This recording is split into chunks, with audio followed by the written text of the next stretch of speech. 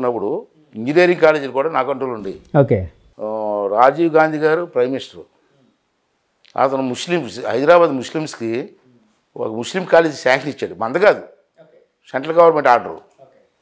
ఆ ఆర్డర్ ఏంటంటే నాకు వస్తుంది స్టేట్లో, నేను ఫార్వర్డ్ చేయడమే. నేను ఫార్వర్డ్ చేయకపోయినా అది అయిపోతుంది కాలేజ్. ఓకే, కానీ బాధ్యత ఫార్వర్డ్ చేయడం చేస్తే నా మీద రామారావు గారికి ముస్లిమ్స్కి అయ్యన్న పోతు కాలేజీ ఇచ్చేట్టు పెట్టారు. అంటే మీరంటే కిట్టన వాళ్ళు వెళ్ళి చెప్పారా సార్? ఎవరో ఓకే, నవనీతరావు అని ఎవరో వైస్ ఛాన్సలర్ ఎవరో చెప్పారు. అది కూడా కరెక్ట్ కాదు చెప్పారు. ఎవరో ఎన్టీ రామారావు గారు తెల్లవారుజామున 5 గంటలకి 5 గంటలు రమ్మన్నారు ఉదయం. ఒక వారం రోజులు వెళ్ళాను. ఎందుకంటే మామూలుగా వెళ్ళాను. నిన్ను నమ్మి మంత్రి ఇస్తే ఇలా చేస్తావు అనుకోలేదు అన్నారు. ఏంటో జన గారు ఎలా మాట్లాడుతున్నారంటే నాకు ద్రోహం చేసినట్టు మాట్లాడారు. ఓకే, విషయం చెప్పండి అన్నాను. ముస్లిమ్స్ కాలేజీ ఎలాగిచ్చామని అడిగాడు. అంటే ఆయన కన్సర్న్ లేకుండా ఇచ్చారనా ముఖ్యమంత్రి గారు? ఓకే, అదే సెంట్రల్ గవర్నమెంట్ ఫార్వర్డ్ చేస్తాం. రాజీవ్ గాంధీ డబ్బుకి ఇబ్బంది తాలదే. ఓకే ఓకే, అంటే ఏంటంటే చెప్పాడు. అదండి మనకు సంబంధం లేదండి, రాజీవ్ సెంట్రల్ గవర్నమెంట్ నుంచి వచ్చింది, నేను ఫార్వర్డ్ చేశానంటే అతను నమ్మకుండా ద్రోహం చేసేవాళ్ళు మాట్లాడేవాడు. అంటే కరప్షన్కి చేసినట్టు అన్న మాట అనలేదు, కానీ అర్థం వచ్చేలా మాట్లాడాడు. అంటే మీ మీద చెప్పిన వాళ్ళు ఆ విధంగా చెప్పారు. నేను ముస్లిమ్స్ డబ్బు తీసుకున్నట్టు ఏదో అలా డైరెక్ట్గా అనలే. ఓకే, నేను నమ్మినందుకు ఎలాగేది అన్నాడు. అప్పుడు నేను ఏం చేశానంటే చాలా అవమానపరిచారండి నన్ను. మా ఆస్తులు అమ్ముకొని రాజకీయం చేస్తాం, మా తాతగారి నుంచి అక్కడ జరిగిన వెంటనే ఆస్తులు అమ్ముకొని రాజకీయం చేసాం, మీరు ఎలాగ అనడం చాలా బాధ అనిపించిందండి. నేను మంత్రి మీద పనిచేయను అని అక్కడే కాగితం తీసుకొని రాజీనామా ఇచ్చి వెళ్ళిపోయాను. రాసి ఇచ్చారండి టెక్నికల్ ఎడ్యుకేషన్. వెళ్ళిపోయిన తర్వాత 13 రోజులు వెళ్ళలేదు, నేను ఉండిపోయాను. మా ఫ్రెండ్ కేఈ కృష్ణమూర్తి గారు వీళ్ళంతా మా ఫ్రెండ్స్ కదా, ముద్దగాడ పద్మనాభం గారు వీళ్ళందరినీ పిలిపించి అతను తమ్ముడు అలిగి వెళ్ళిపోయాడు, రాజీనామా ఇచ్చి వెళ్ళిపోయి తీసుకురామని కూర్చున్నారు. వాళ్ళు వస్తే నేను రానని చెప్తాను. అంత పెద్ద అంత మాట ఏంటన్నాను. అప్పుడు తెలిసింది తనకి, ఆయనకి విషయం తెలిసింది. మళ్ళీ 2 రోజుల్లో తెలిసిపోయింది. నవనీతరావు చెప్పింది కరెక్ట్ కాదని మొత్తం తెలిసిపోయింది. అది తప్పులేని తెలిసింది. కబురు పడితే వెళ్ళే 13వ రోజున మొత్తం 10 మంది 15 మంది ఎమ్మెల్యేలు వచ్చి మంత్రులు పెద్ద ఆయన పిలుస్తున్నారు, బాధపడుతున్నారు, వస్తుంటే వెళ్ళాను. వెళ్తే ఏడు అంత కోపం ఏంటి అన్నాడు. అంత కోపం మీరు అన్న మాట ఏంటండి, ఆస్తులు అమ్ముకొని రాజకీయం చేసాము, కాస్త అగ్గా చేసుకోండి, నేను ఏదో కరప్షన్ చేసినట్టు మాట్లాడారు, అందుకే బాధ అనిపించిందండి, అందుకే రాజకీయం. మీ నాన్నగారు తిడితే పడవా అన్నాడు. అంటే ఏమంటాం, అలా కాదండి బాధ అనిపించింది సార్. నీ రాజీనామా తీసుకో చింపే. ఆ సంఘటన మా ఇద్దరు ఫస్ట్ టైం ఇద్దరికి, అది కూడా ఎప్పుడు కూడా నాకు గుర్తొస్తుంటుంది. అదే సంస్కారం, అతనికి సంస్కారం మళ్ళీ తెలుసుకోవడం, మళ్ళీ పిలిపించడం, ఇవన్నీ కూడా ఆలోచిస్తుంటే అందులో రామారావు చిన్న ఆయన కదండి, మహానుభావుడు కదా. ఆయన సినిమాలు చూసి మీరు డ్యాన్స్ వేయడం అలాంటివి ఏం జరిగాయండి మీ యూత్లో ఉండేటప్పుడు? చూసేవాడిని. అదే అండి ఆయన సినిమాలు అప్పట్లో మీరు కాదు సార్, అప్పట్లో మీ ఏజ్లోనే నాకు తెలిసి మీ ఏజ్లోనే మీ టీనేజ్లో ఎన్టీఆర్ గారు ఏఎన్ఆర్ గారు అంతే కదండి, వాళ్ళిద్దరే పెద్ద హీరోలు. అంటే వాళ్ళ సినిమాలు పోటాపోటీగా వచ్చేవి. ఎప్పుడైనా మీరు ఇన్స్పైర్ అవ్వడం, ఆ విధంగా ఇమిటేట్ చేయడం అలాంటివి ఏం చేశారండి? అంటే ఒకటే చెప్పంటారా? చెప్పండి సార్. యాక్చువల్గా నాగేశ్వర ఫేవరెట్ని. ఓకే, చిన్నప్పుడు. తర్వాత రామారావు గారు పౌరాణిక సినిమాలు చూసిన తర్వాత రామారావు గారు అంటే ఇష్టపడడం, తర్వాత నాకు లైఫ్ ఇచ్చింది అతను, ఇంకా భగవంతుడిలాగా చూసుకున్నాను. మీరు రాజకీయాల్లోకి వచ్చిన తర్వాత నాగేశ్వరరావు గారిని కలిసే అవకాశం కలిగే ఉంటుంది కదండి, అప్పుడు ఎప్పుడైనా చెప్పారా సార్? రోజు వారం సరిగ్గా ఉన్నాను నాగేశ్వరరావు గారి ఇంటికి అండి. అంటే రాజకీయాల్లోకి రాకముందు కూడానా? రాజకీయాలకు వచ్చిన తర్వాత అక్కడే ఉండేవారు కాబట్టి. ఏంటి సార్ వెళ్ళి ఏం చేసేవారు అంటే ఆయన పిచ్చాపాటి కబుర్లా? అతను రోజుకి 2 పెగ్గలు బ్రాంతి తాగుతాడు, అంటే డాక్టర్ సలహా. అవునండి, అవును, ఆపరేషన్ అవును. అప్పుడు రోజు 2 పెగ్గలు తాగుతాడు. నేను కూడా వీళ్ళు కూర్చుంటే బారు ఉంటుంది, అతను 2 పెగ్గలు, నేను 2 పెగ్గలు తాగాడు. నాగేశ్వర గారు 2 పెగ్గులు, మీరు 2 పెగ్గులు. అది బ్రాంతి తప్పించి ఎక్కడికి ఇది తాగాడు. విశాఖపట్నం వచ్చేటప్పుడు కూడా నాకు కౌరు పెట్టేవాడు, ఏదో ఫంక్షన్లు కానీ షూటింగ్ వచ్చాడు. ఇక్కడ హోటల్లో ఉండేవాళ్ళు. ఏ హోటల్ సార్? దసపల్లా? దసపల్లా కాదండి, మన గ్రీన్ బార్ ఓకే అక్కడే దిగువాడు. అతను బాటిల్ అతను తెచ్చుకుంటాడు. నైస్. కొనికా బ్రాండీ అవుతుంది కదా, కొనికా అంటారండి, ఆ బ్రాండీ తాగుతాడు. ఇక్కడ మళ్ళీ దోపిడేస్తారు అని అది వెనకాల తీసుకుంటాడు. నాగేశ్వరరావు గారిని రామారావు గారిని తెలుగు సినీ పరిశ్రమకి 2 కళ్ళు అనేవారు. కానీ వాళ్ళిద్దరి మధ్య కూడా భేదాభిప్రాయాలు కొన్ని వచ్చాయని అప్పట్లో, అంటే కొంత ఏడమొహం పెడమొహంగా, అంటే అక్కడక్కడ, అంటే చరిత్రని అంటే తవ్వుకోవడం కాదు కానీ అంటే మీకు తెలుసు కాబట్టి మీ ద్వారా ఒక క్లారిఫికేషన్ ఇప్పించడం కోసం నేను అడుగుతూ ఉన్నాను. వాళ్ళిద్దరి మధ్య నిజంగా భేదాభిప్రాయాలు వచ్చిన సంఘటనలు ఉన్నాయా సార్? వాసన చెప్పంటారా? చెప్పండి సార్. ఇద్దరు అన్నదమ్ముల్లో ఉండేవారు. ఇవన్నీ సృష్టించేది ఎవరంటే వీరాభిమానులు ఉంటారు కదా, ఆ పోస్టుల మీద పేడుకోవటం, ఈ పోస్టుల మీద పేడుకోవటం వీళ్ళు పెట్టి, కానీ ఇద్దరు అన్నదమ్ములు ఉండేవారు. ఈ నమ్మరండి, నాగేశ్వరరావు గారు అమ్మగారు రామారావు గారి ఇంటికి పిలిచి భోజనం పెట్టి పంపించింది. పెద్ద అబ్బాయి అనేవారు కదండి. పెద్ద అబ్బాయి అంత ఇష్టం. వాళ్ళు బాగానే ఉన్నారు. ఇది వెనకాల ఈ పేడలు కొట్టించుకోవడం, బొమ్మలు తెప్పించుకోవడం, పోటలు తెప్పించుకోవడం, ఇది తప్పించి అన్నదమ్ములు ఉన్నారు. మీ పార్టీలోంచి గెలిచి తర్వాత వైసీపీలో జాయిన్ అయ్యి మీ పార్టీకి పంట కింద రాయేలాగా కంట్లో నలుసులాగా తయారైన కొడాలి నాని గారి కోసం మీ కామెంట్ ఏంటండి? సార్ అటువంటి మూర్ఖుడి గురించి అడగడం కూడా తప్పండి. ఏం చెప్తాం, వాడికి ఏ క్యారెక్టర్ ఉందని చెప్తాం. హరికృష్ణకి బాటిల్ ఇచ్చుకుంటూ గ్లాసులు కడుక్కుంటూ ఉండిపోడు. తెలుగుదేశం ధర్మం అంటే ఎమ్మెల్యే అయ్యాడు, మంత్రి అయ్యాడు, వేరు. కానీ సబ్జెక్ట్ మర్చిపోకూడదు కదా. రామారావు గారిని, రామారావు కుటుంబాలని, చంద్రబాబు గారిని, చంద్రబాబు గారు రామారావు గారి కూతుర్ని అందరినీ తిట్టి పరిస్థితికి వస్తే ఏంటండి ఇది? ఎక్కడ బతుకో నువ్వు? నీకు లైఫ్ ఇచ్చింది ఎవరు? హరికృష్ణ కదా. తప్పండి అది. నీకు ఇష్టం లేకపోతే వెళ్ళిపో, నీ పార్టీలు చూసుకో. అంతేగాని ఇంట్లో ఆడవాళ్ళు తిట్టడం, అసభ్యంగా తిట్టడం, అంతకంటే ద్రోహం ఏముంటుంది సార్? వాడి గురించి అడగడం కూడా తప్పు సార్. మీరు నేను చెప్పడం కూడా తప్పు సార్. ఇప్పుడు చాలామంది ఎలక్షన్ మూమెంట్లో సర్వేలు చేయించుకొని పార్టీలోకి రావడాలు, అంటే ఇటువంటి జంపింగ్, మామూలుగా పత్రికా పరిభాషలో జంప్ జిలానీలు అంటారు. సో చాలామంది అలాగా జంప్ చేస్తూ ఉంటారు.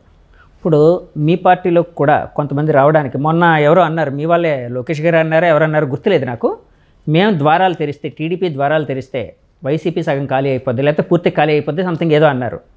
సో అలాంటి వాటిని మీరు ఒక రాజకీయ నాయకుడిగా ప్రోత్సహిస్తున్నారా? ఎందుకంటే మీ పార్టీని మీరు ఫస్ట్ నుంచి నమ్ముకున్న నాయకులు ఎంతోమంది ఇక్కడ ఉంటారు. సో వచ్చిన వాళ్ళని ఎక్కడ అకామిడేట్ చేస్తారు, ఎలాగ వాళ్ళని సంతృప్తి పరుస్తారు? నెంబర్ 1 అండి, మాకు ఒక అధిష్టానం వర్గం ఉంది. అధిష్టానం వర్గం ఎవరెవరు టికెట్లు ఇవ్వాలా ఏనది వాళ్ళ ఇష్టం, దాన్ని మేము కామెంట్ చేయదలుచుకోలేదు. కానీ నేను మొదటి నుంచి కూడా ఈ జంప్ జలానీలు ఎవరన్నారు కదా, పత్రికా పరిభాష అన్నారు కదా, అటువంటి వాళ్ళని ప్రోత్సహించడం తప్పు అన్నది నా భావన. ఓకే సరే, అధిష్టాన వర్గం ఏం చేస్తారు తక్కువ పెట్టండి. అధికారం ఉన్న చేపు ఒక పార్టీలో ఉండడం, ఇంకో పార్టీతో అక్కడికి పోవడం, మళ్ళీ ఇప్పుడు ఈ పార్టీలోకి వచ్చాడు. ఎందుకంటే అవసరం ఏముందండి? ఎన్టీ రామారావు గారు ఆ రోజు మొట్టమొదటిసారి 83లో ఒకసారి రికార్డు తీయండి, మొత్తం సీట్లలో 65%, 68% కొత్త వాళ్ళకి, యంగెస్ట్ కుర్రవాళ్ళందరికీ చదువుకోవడం ఇచ్చారు. దాంట్లో నేను ఒక ఉన్నాయి. 40 సంవత్సరాలు ఈ పార్టీకి పనిచేసుకొచ్చాం మేము. నేను చంద్రబాబు నాయుడు సమస్యలు వాళ్ళు కూడా చెప్పాను, సార్ మళ్ళీ వచ్చే ఎలక్షన్లో ఒక 60% లేదా అట్లీస్ట్ 50% యూత్కి కొత్త వాళ్ళకు ప్రోత్సహించండి, మా వయసు అయిపోతుంది. కొత్త వాళ్ళని ప్రోత్సహించినప్పుడు పాత వాళ్ళని ఏం చేయాలి? అప్పుడు పాత వాళ్ళు ఏముందండి, మీరేంటి సీనియర్, మీరనే కాదు సార్, రిటైర్ అవుతాం. అంటే వాళ్ళకి ఏమైనా ఇంకోటి ఏదైనా, ఎందుకంటే వాళ్ళ అనుభవాన్ని కూడా ఉపయోగించుకోవాలి కదా. మరి పాలిట్ బ్యూరో మెంబర్గా ఉంటాం. మళ్ళీ ఆ రోజు మాకు యూత్ యంగ్ ఏజ్లు ఇచ్చారు, 40 సంవత్సరాలు పార్టీని అంటు పెట్టుకున్నాం. మళ్ళీ మా వయసు అయిపోతుంది, నాకు అప్పుడే 66 వచ్చాయి. అంతే ఈ టైంలో వచ్చి ఈ ఎలక్షన్లో మళ్ళీ అట్లీస్ట్ 50%కి మీరు ఇస్తే టోటల్ సీట్లలో వాళ్ళందరూ ఫ్రెష్గా వస్తారు క్యాండిడేట్లు, మచ్చ ఉండదు. అయ్యని పోతే తప్పు చేశారు అని నన్ను వేరితే 40 సంవత్సరాల్లో కొత్త కుర్రాళ్ళకి ఏం మచ్చ ఉంటుందండి? ఆ 40-50 మంది గెలిస్తే మళ్ళీ మన పార్టీని ఒక 40 సంవత్సరాల ముందు తీసుకెళ్తారంటే చెప్పలేదు. అడగండి, ఎవరు అడగండి, పబ్లిక్గా చెప్పాను నేను. జంప్ చేసి వాళ్ళు ప్రోత్సహించకూడదండి.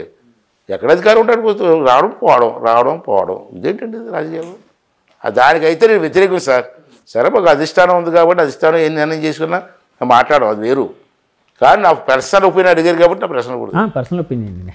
సార్ ఇప్పుడు మీ మిత్రులు గంట గారితో రిలేషన్ ఎలా ఉంది సార్? ఆడికి నాకు మిత్రుడే కాదు, కలిసి పనిచేసాం పార్టీలో, అంతేగాని మిత్రుడే నాకు. అంటే పార్టీలో పనిచేసి ఆడుకున్నావా, గోళీలు ఆడుకున్నావా సార్? సహచరులు, కొన్ని సహచరులు అందాం, అంటే ఒకే పార్టీలో ఉన్నారు కాబట్టి. అప్పట్లో మీరు కొన్ని కామెంట్స్ చేయడం, అంటే ఆయన పార్టీలు మారుతారని ఇలా అని రకరకాలుగా అవన్నీ మీడియాలో వచ్చాయి. మీరు కూడా దానికి స్టాండ్ అయ్యి ఉన్నారు, వాటి కట్టుబడి ఉన్నారు ఎప్పుడూనూ. సో ఇప్పుడు ఎలా ఉంది మీకు ఆయనకి ఉండే రిలేషన్? నేను కామెంట్ అంటే ఉన్నదే కామెంట్ చేశాను సార్. పార్టీలు మారేడు కాబట్టి కామెంట్ చేశాను. నీకు మంత్రి ఇచ్చారు, గౌరవం ఇచ్చారు, పార్టీలు మార్చాల్సిన అవసరం ఉంది. మొన్న కూడా తెలుగుదేశం పార్టీ మీద గెలిచావు అంటే ఇప్పుడు ఈ టైంలో ఎలక్షన్ టైంలో నేను మాట్లాడితే కాంట్రవర్సీ తీసుకొస్తారు. చంద్రబాబు నాయుడు గారు పేరు చెప్పుకుని గెలిచావు, తెలుగుదేశం పార్టీ గెలిచావు.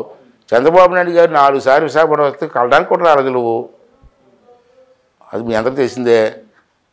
మళ్ళీ వేళ అదే తెలుగుదేశం పార్టీలో అక్కడ సీట్ కావాలా ఇక్కడ సీట్ కావాలని అడుగుతున్నామంటే ఇక జనం ఆలోచించాలా, మా పార్టీలో పెద్దలు ఆలోచించాలా. సార్ ఇప్పుడు మీరు ఎక్కడి నుంచి పోటీ చేయబోతున్నారు? ఎక్కడ మీరు అంటే నేను విన్నది ఏంటంటే మీరు మీ అబ్బాయికి అవకాశం ఇమ్మని, అంటే మీరు రిటైర్ అవుతారని, అంటే కొంత విశ్రాంతి తీసుకుంటారు అని అంటున్నారని కొన్ని వాదనలు అయితే వినిపిస్తున్నాయి, కొన్ని ఫెయిలర్స్ అయితే వినిపిస్తున్నాయి, బయట కొన్ని మాటలు వినిపిస్తున్నాయి. దాని మీద మీ కామెంట్ ఏంటి? ఒకవేళ పోటీ మనసులో మాట చెప్పండి సార్. ఫైనల్గా చెప్పండి. నా మనసులో మాట ఏంటంటే మా అబ్బాయికి ఎంపీ చేయాలని కోరుకుంది, అరుడు కూడా ఇది అయిన పోతుడు కొడుకుగా ఎంపీ ఇవ్వమని అడగట్లే, ఆడికి అర్హత ఉంది కాబట్టి అడుగుతున్నా. యాక్చువల్గా లోకేష్ గారి గ్యాంగ్లో కొంతమంది ఉన్నారు, అందులో మీ అబ్బాయి కూడా ప్రముఖంగా పార్టీ పనిచేస్తాడు. అంటే గ్యాంగ్ అంటే అదే అండి, గ్యాంగ్ మీన్స్ అంటే కొంత సమర్థవంతమైన నాయకత్వం అన్న ఉద్దేశం, యువ నాయకత్వం. అంటే చంద్రబాబు గారిని ఒకటి అడిగాను, ఆడికి ఎంపీ ఇవ్వండి సార్, లాస్ట్ టైం ఇస్తాననుకున్నారు, ఇది కారణాలతో ఇవ్వలేకపోయారు మీరు, ఈసారి ఇవ్వండి, నాకు కూడా ఏజ్ అవుతుంది, నేను ఉంటాను కానీ ఆయన ఎంపీ చేస్తే అది బాగా గట్టిగా మాట్లాడే అర్హత ఉంది, మాట్లాడగలడు. మన నాయుడు గారి అబ్బాయి ఉన్నాడు కదా, రామ్మోహన్ నాయుడు తోడుగా ఉంటాడు, ఇలాగ చెప్పాను, చూద్దాం అన్నారు. మళ్ళీ నిన్నేమో ఒక స్లోగన్ వచ్చింది, ఒకే కుటుంబంలో ఇద్దరికి ఎవరని, ఇద్దరికి ఇవ్వడానికి మీకు ఇష్టం లేదు నేను మానేస్తాను, అడిగి ఇవ్వన్నాను. ఓకే, అదే నువ్వే లేకుండా అలాగ అన్నాడు. మరి మీ పాలసీకి వ్యతిరేకం వస్తుంది కదా, అంచేత ఎవరో తగ్గాలి కదా, తగ్గపోతే నాకు అవసరం లేదు, ఇద్దరికి ఇస్తే ఇవ్వండి, ఇద్దరు పొడి చేస్తాం. ఒకవేళ మీకు ఇబ్బంది, మీ పాలసీ వల్ల ఇబ్బంది అయితే ఆడికి ఇవ్వండి, నేను మానేస్తాను. ఎక్కడండి? అనకాపల్లి అండి అడుగుతున్నారు? అనకాపల్లి, ఇంకెక్కడ? అనకాపల్లి ఎంపీగా అడుగుతున్నారు అబ్బాయి, మీ అబ్బాయి. ఇప్పుడు నువ్వు ఎంత చెప్పి సోకాల్ లీడర్ ఎక్కడ ఇచ్చినా పర్లేదు అన్నాను, నాకు ఎక్కడ అవకాశం ఉంటే అక్కడే వద్దు కదా. చంద్రబాబు గారు ఏమన్నారు సార్? చూద్దామన్నారు. చూద్దామన్నారా? అంటే సమయం ఉంది కాబట్టి. అంటే ఇక్కడ కూర్చోలేదు, పాలిట్ బ్యూరో ఎలక్షన్ కమిటీ కూర్చోలేదు. ఇదంతా పాలిట్ బ్యూరోలో మళ్ళీ చర్చిస్తారా సార్? బ్యూరోలో చర్చ అవుతుంది, చర్చించి అప్పుడు ఓకే వాళ్ళకి ఎక్కడ కావాలా ఇది అడుగుతారు, దాన్ని బట్టి. సో పాలిట్ బ్యూరోలో చర్చించి ఇవన్నీ చేస్తారు సార్. ఇంకా సరే, మీరు 40 ఏళ్ళ జీవితంలో ఎంతో చూశారు, ఎంతోమంది రాజకీయ నాయకులను చూశారు, మహామహులను చూశారు, ఇందాక మీరు అన్నట్టు ఎంతోమంది రకరకాల వ్యక్తులను కూడా చూశారు. మీకంటూ తీరని కోరిక ఏదైనా ఉందా సార్? ఏం లేదు సార్, అంత హ్యాపీ. నాకు 2 పిల్లలు బాగా ప్రయోజకులు అయ్యారు, పెళ్ళిళ్ళు అయ్యాయి. ఇంక ఈ వయసులో నాకు మనవరాలు ఉన్నారు, హ్యాపీ. నా జీవితం చాలా హ్యాపీ అయింది. అంటే కాదు సార్, మంచి భార్య దొరికింది నాకు, అర్థం చేసుకున్న భార్య, అంతకంటే ఏం కావాలి సార్. రాజకీయ నాయకులకి జీవిత భాగస్వామి సహకారం చాలా ఉంటుంది కదా, చాలా అవసరం. మెంటల్గా పీస్గా వరీస్ లేకుండా హ్యాపీగా ఉండాలంటే ఇంట్లో వెళ్ళాలి, చాలా అవసరం. ఉంటే అవకాశం ఉంటే ఇద్దరు పోటీ చేస్తారు, లేకపోతే మీ అబ్బాయి చేత పోటీ చేయిస్తారు, అంతేనండి నా ఉద్దేశం. అదేనండి, హైకమాండ్ ఏ డెసిషన్ తీసుకొని ఫాలో అవుతుంది, దాంట్లో లేదు. ఒకవేళ అలాంటి పరిస్థితి వస్తే టీడీపీ పార్టీకి ఏ విధంగా ఉపయోగపడతారు సార్? మీరు సలహాదారుకి పెట్టుకోవచ్చు, లేకపోతే పాలిట్ బ్యూరోలో ఉండొచ్చు. పాలిట్ బ్యూరో అంటే సలహాదారు కదా. ఇప్పుడుండే పరిస్థితుల్లో రేపు ఎలక్షన్ జరిగితే మీ కూటమికి ఎన్ని సీట్లు వచ్చే అవకాశం ఉంది, వైసీపీకి ఎన్ని సీట్లు వచ్చే అవకాశం ఉంది, మీ అంచనా? జగన్మోహన్ రెడ్డికి రాజకీయ సమాజం జరుగుతుందండి. నేను అంకిల్ గారెడ్డి చెప్పడం అలాగే ఇళ్ళగా, రాజకీయ సమాజం ఖచ్చితంగా జరుగుతుంది, జరిగి తీరుతుంది. కాశ్మీర్ రాసుకోండి, డేట్ వేసుకోండి, తర్వాత నాతో మాట్లాడండి. Okay sir, thank you sir, చాలా సమయం మాకు ఇచ్చారు, చాలా విషయాలు పంచుకున్నారు. Thank you very much. ఇంకోసారి మళ్ళీ ఇంకో ఇంటర్వ్యూ చేసే అవకాశం ఇద్దాం. వ్యూయర్స్ చూశారు కదండి, రాజకీయ జీవితంలో తనకంటూ ఒక సుస్థిర స్థానాన్ని సంపాదించుకున్న అయ్యన్న పాత్రుడు గారు, ఫైర్ బ్రాండ్ అయ్యన్న పాత్రుడు గారు. తన ఆలోచనల్ని, తన అభిప్రాయాలను మనతో పంచుకున్నారు. మనకు చాలా సమయం అయితే కేటాయించారు. ఈ ఇంటర్వ్యూ మీకు నచ్చితే మా ఛానల్ లైక్ చేయండి, కామెంట్ చేయండి, షేర్ చేయండి, సబ్స్క్రైబ్ చేయండి. Thank you very much. Signing off మీ Jagadish from journey with Jagadish. Bye bye.